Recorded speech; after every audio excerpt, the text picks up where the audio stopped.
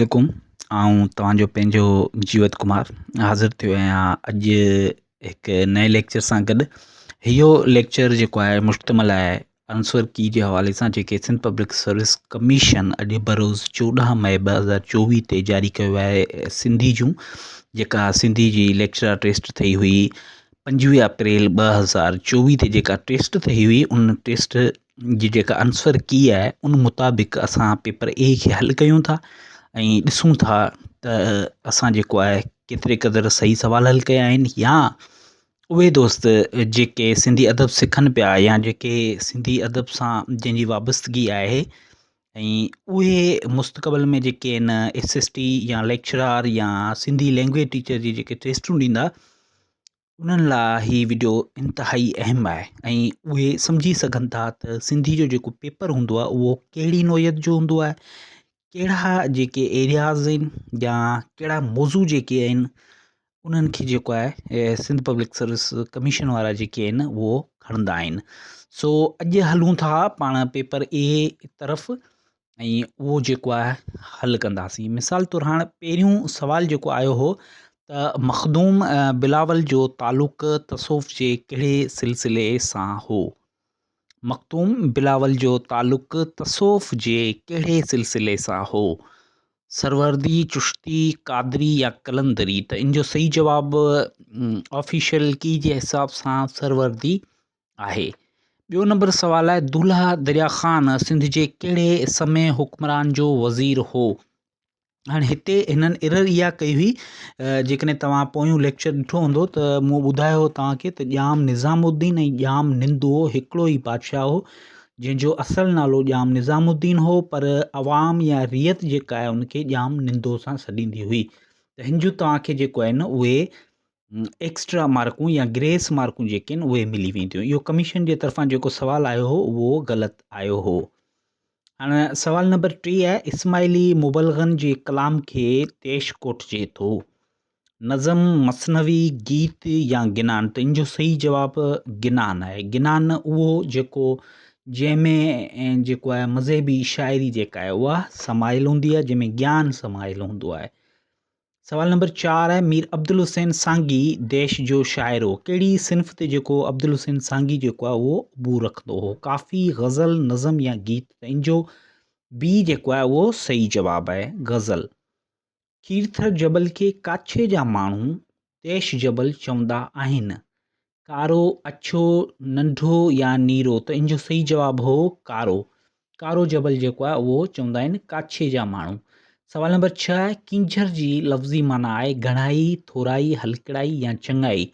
त इन जो सही जवाबु आहे ए, घणाई। किंझर लफ़्ज़ी जेका माना आहे उहा आहे घणाई। सवाल नंबर 7 हो त हेठियनि आलमनि मां कंहिं लोक अदब जी सभिनी सिन्फ़नि ते तहक़ीक़ी कमु कयो आहे? ठीकु आहे, हेठियनि आलमनि मां कंहिं लोक अदब जे सभिनी सिन्फ़नि ते तहक़ीक़ी कमु कयो आहे? डॉक्टर ग़ुलाम अली आलाना, डॉक्टर नबी बख्श बलोच, डॉक्टर अब्दुल करीम संदेलो, डॉक्टर शम्स उरसानी साहब? त इन जो सही जवाबु आहे डॉक्टर नबी बख्श बलोच। सवाल नंबर 8 आहे, किताब सिंधी गज़ल जी ओसर कंहिंजी तहक़ीक़ आहे? त इन जो ऑप्शन बी जेको आहे उहो सही आहे, डॉक्टर अयाज़ कादरी। सिंधी गज़ल जी जेका ओसर आहे उहा तहक़ीक़ कंहिंजी आहे? डॉक्टर अयाज़ कादरी साहब जी आहे। 9 नंबर सवाल आहे, तूं हली हा त वधीक फ़ाइदो थी आहे, हिन जुमिले जो सही को ॿुधायो? त इन जो सही को थींदो बी, सही को शर्ती, मतिलबु त शर्त वारो जेको आहे जुमिलो आहे। शाह साईं नूरी जो ज़िक्र कहिड़े सुर में कयो आहे? इन जो सही जवाबु जेको आहे ऑप्शन डी में ॾिनल आहे, काबोड सुर में जेको आहे उहो नूरी ॼाम तमाजी जो ज़िक्र कयो आहे। साखियात जो नज़रियो कहिड़े मग़रबी आलम ॾिनो? त इन जो जेको आहे सही जवाबु आहे बी, फर्डिनेंड डी सुइज़र्स। 12 नंबर आहे, तहक़ीक़ जो फ़न किताब हेठियनि मां कहिड़े लेखक जी तसनीफ़ आहे? तहक़ीक़ जो जेको फ़न आहे उहा डॉक्टर ग़ुलाम हुसैन पठान साहब जी जेका आहे उहा तसनीफ़ आहे। त इन जो ऑप्शन 12 जो जेको ऑप्शन ए आहे उहो सही आहे। सवाल नंबर 13 तरफ़ हलूं था त काज़ी कादन जो कलाम भारत मां कहिड़े अदीब ॻोल्हे लधो? त इन जो सही जवाबु थींदो हीरो ठकर, ऑप्शन बी। काज़ी कादन जो जेको कलाम आहे उहो भारत मां जेको आहे हीरे ठकर ॻोल्हे लधो। सवाल नंबर 14 आहे, लोक अदब जी कहिड़ी सिन्फ़ में पाया बंद या कमी ईंदा आहिनि? त इन जो ऑप्शन डी जेको आहे सही आहे, गुझारत। 15 नंबर सवाल आहे, मिर्ज़ा कलीच बे मक़ालात अल हिकमत तर्जुमो करे पेश कयो, उन जो असल लेखक केरु हो? त इहो जो जेको सही जवाबु आहे बी आहे, लॉर्ड बेकन्स। मक़ालात अल हिकमत जेको तर्जुमो थियल आहे उहो लॉर्ड बेकन्स एसे सां तर्जुमो थियल आहे। ज़मीर ख़ालिस जा केतिरा क़िस्म आहिनि? त इन जो सही जवाबु आहे ज़मीर ख़ालिस जा 3 क़िस्म आहिनि। बी ऑप्शन जेको आहे उहो सही आहे। 17 नंबर सवाल आहे, जिमन चारण कहिड़ी सिन्फ़ जे करे मशहूरी हासिल कई? त इन जो सही जवाबु थींदो सी, मदा। मदा जे करे जिमन चारण जेको आहे उन मशहूरी हासिल कई। नूर जुणेजे जो किताबु मुहज़िब वेशी अदब जी कहिड़ी सिन्फ़ ते लिखियलु आहे? त इन जो सी जेको आहे उहो सही आहे, नावल ते लिखियलु आहे।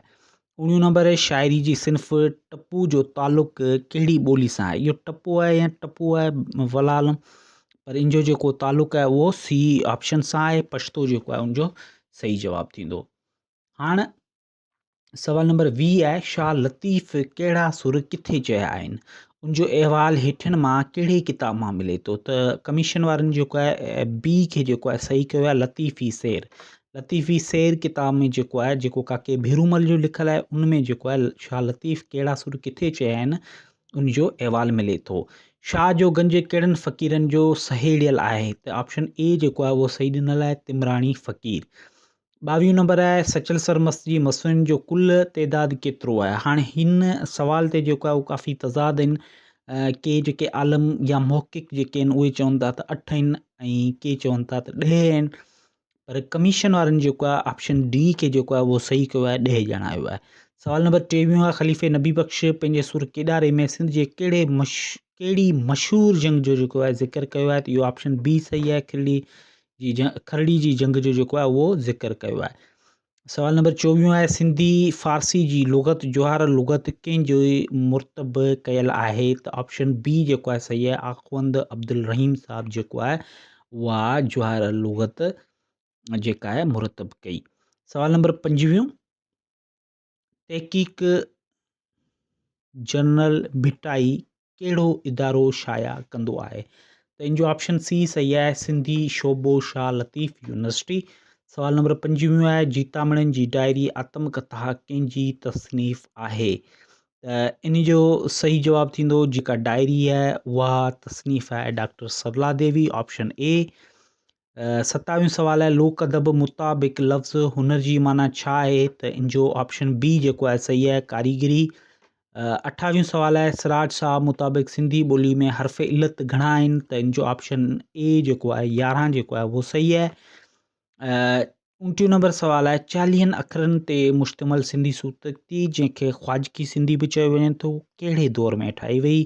त इन जो ऑप्शन जेको आहे सी सही आहे, सुमरा दौर में ठाही वई ख़्वाजकी लपी। वणझारो सिंध जे कहिड़े ख़िते जो लोक गीत आहे? मुंहिंजे इल्म मुताबिक़ त इहो थर जो हुजणु घुरिजे, ऑप्शन सी, पर कमीशन वारनि जेको आहे उहो कोहिस्तान ॾिनो आहे। बहरहाल 21 नंबर सवाल आहे, GM सईद जो किताबु साहिड़ जा सिंगार अदब जी कहिड़ी सिन्फ़ ते मुबनी आहे? त इन जो सी सही आहे, अदबी ख़त जेको आहे उन ते मुश्तमिल आहे साहिड़ जा सिंगार किताबु। मुनाक़िबे लफ़्ज़ जी माना छा आहे? मुनाक़िबे लफ़्ज़ जी माना आहे लछणी या नेकी। 23 नंबर आहे, सचल सरमस्त मसुअनि में पंहिंजे लाइ कहिड़ो तख़लुस इस्तेमालु कयो आहे? त इनखे जेको आहे कमीशन वारनि एरर कयो आहे, मतिलबु इहो ग़लति जेको आहे उहो सुवालु अची वियो आहे, या हिन में जेके आहिनि 2 ऑप्शन जेके ॾिनल आहिनि, खुदाई ऐं आश्कारी, इहे ॿई सही आहिनि।